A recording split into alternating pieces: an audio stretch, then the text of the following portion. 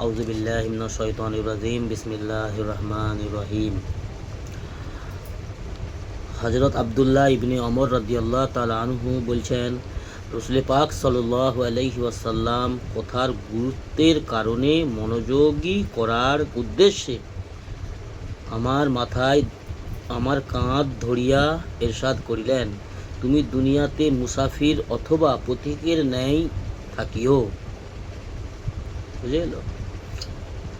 হযরত আব্দুল্লাহ ইবনে ওমর রাদিয়াল্লাহু তাআলা আনহু বলছেন, উমর রাদিয়াল্লাহু তাআলা আনহুর ছেলে আব্দুল্লাহ ইবনে ওমর রাদিয়াল্লাহু তাআলা আনহু বলছেন, রাসূলুল্লাহ সাল্লাল্লাহু আলাইহি ওয়াসাল্লাম কথার গুরুত্বের কারণে, যাতে করে আমি কথাটা গুরুত্ব দিই, মনোযোগী করার উদ্দেশ্যে আমার কাঁধে হাত দিয়া রাসূলুল্লাহ সাল্লাল্লাহু আলাইহি ওয়াসাল্লাম আমাকে বলছেন।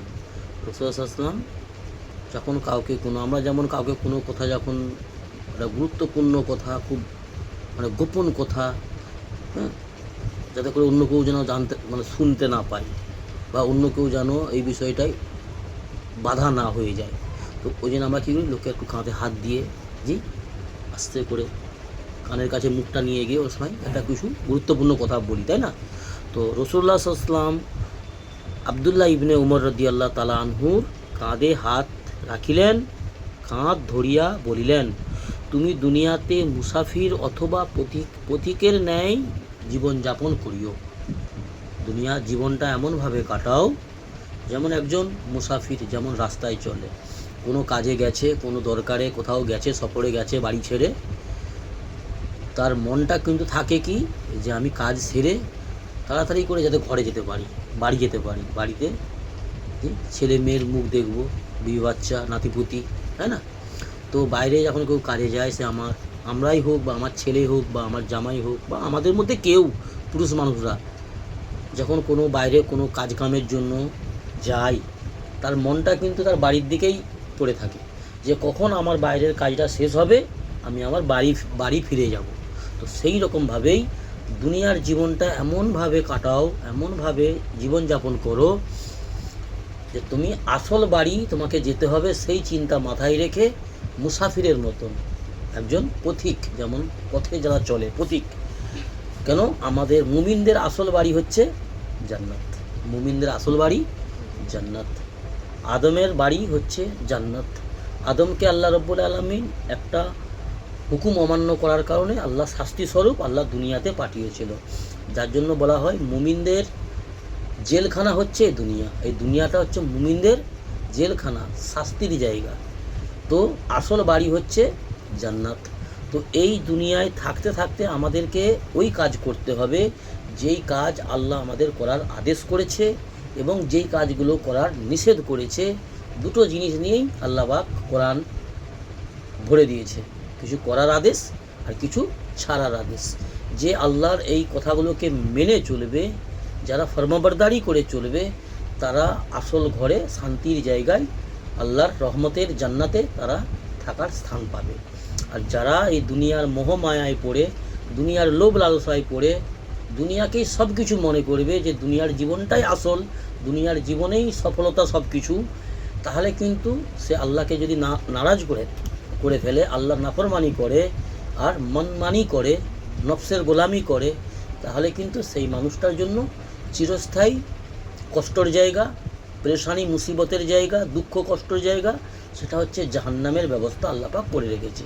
অর্থাৎ আমাদের আসল ঘর হচ্ছে জান্নাত। তো রাসূল সাল্লাল্লাহু আলাইহি ওয়াসাল্লাম কী বললেন? কাঁধে হাত দিয়ে কথাটাকে যাতে করে গুরুত্ব করে শুনে এবং গুরুত্ব সহকারে শুনে এবং বুঝে আমল করে, সেই জন্য রাসূল সাল্লাল্লাহু আলাইহি ওয়াসাল্লাম তার কাঁধে হাত দিয়ে বলছে।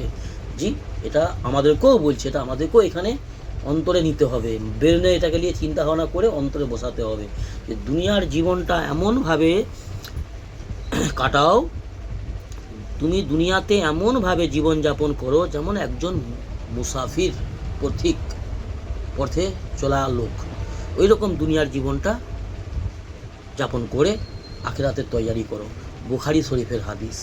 ওই জন্য দুনিয়ার অল্প সময়ের জিন্দেগি, খুব অল্প সময়, খুব কম সময়, কিন্তু খুব মূল্যবান সময় দিয়েছে আল্লাহ।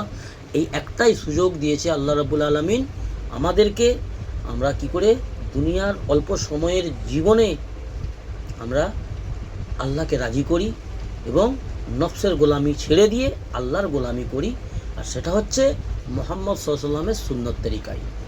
জি, এখানে অন্য কোনো তরিকা ঢুকালে হবে না। লা ইলাহা ইল্লাল্লাহু মুহাম্মাদুর রাসূলুল্লাহ। জি, তো এই কালেমার উপরে আল্লাহ সুবহানাহু ওয়া তাআলা মোহর লাগিয়ে দিয়েছে, মানে এই কালেমা আর বদলাবে না। এটা জান্নাতের দরজাতেও লেখা আছে, জি, আল্লাহর আরশের দরজাতেও লেখা আছে। এমন এক কালেমা, যুগে যুগে নবী এসেছে, আদম আলাইহিস সালাম থেকে আমাদের মুহাম্মদ সাল্লাল্লাহু আলাইহি ওয়াসাল্লামের আসার আগে যে সমস্ত নবী ছিল, ঈসা নবী পর্যন্ত যুগে যুগে কালেমা এসেছে। কালেমার যে ছিল লা ইলাহা ইল্লাল্লাহ, আদম খলিফাতুল্লাহ, মুসা কালিমাতুল্লাহ, লা ইলাহা ইল্লাল্লাহ মুসা কালিমুল্লাহ, লা ইলাহা ইল্লাল্লাহ মুসা ঈসা রুহুলুল্লাহ, লা ইলাহা ইল্লাল্লাহ ইব্রাহিম খলিলুল্লাহ। প্রত্যেক নবীর সঙ্গে নাম আল্লাহর সঙ্গে জড়ছয়, কিন্তু এক একটা নবী দুনিয়াতে তার কাজ দায়িত্ব পালন করে আল্লাহর হুকুম পালন করে দুনিয়া থেকে বিদায় নিয়ে চলে গেছে। তো কলেমার যুগ যেটা পাল্টাতে পাল্টাতে শেষ যেটা লেখা হয়েছে, আল্লাহ রাব্বুল আলামিন লিখে দিয়েছে লা ইলাহা ইল্লাল্লাহু মুহাম্মাদুর রাসূলুল্লাহ। এইটা আর কখনো পরিবর্তন হবে না, কখনো পরিবর্তন হবে না, চিরস্থায়ী থাকবে। তো ওই জন্য আমরা সেই নবীর উম্মত, যেহেতু আমাদেরকে অল্প সময় দেওয়া হয়েছে, আমাদেরকে সেই নবীর অনুসরণ করে জীবনযাপন করে দুনিয়া থেকে যাওয়ার চিন্তা ভাবনা নিয়ে সেই হিসাবে আমাদেরকে জীবনযাপন করতে হবে। বেশি চেষ্টা করা, রাসূলুল্লাহ সাল্লাল্লাহু আলাইহি ওয়াসাল্লামের ইতাআত করা এবং মানমানি ছেড়ে দেওয়া, নাফরমানি ছেড়ে দেওয়া, গুনাহের পথ অন্যায় পথ পরিত্যাগ করা। এটাই হচ্ছে প্রকৃত বুঝদার, সমাজদার, নেক, বুদ্ধিমান মুমিন মুসলমান বান্দাদের পরিচয়। আল্লাহ আমাদের তৌফিক দান করুন। আল্লাহুম্মা আমিন।